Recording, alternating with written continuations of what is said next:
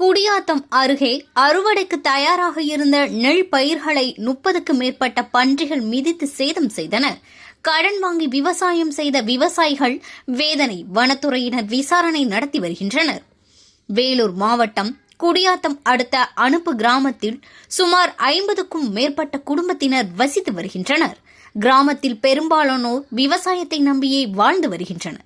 இந்நிலையில் இரவு வனப்பகுதியை ஒட்டியுள்ள விவசாய நிலத்தில் உஷா மற்றும் முனுசாமி ஆகியோர் நெல் பயிரிட்டு அறுவடைக்கு சில தினங்களில் இருக்கும் நிலையில் அவர் நிலத்தில் புகுந்த சுமார் 30க்கும் மேற்பட்ட காட்டு பன்றிகள் மிதித்து சுமார் 2 ஏக்கரின் பயிரிட்டிருந்த நெல் பயிர்களை சேதப்படுத்தியுள்ளது.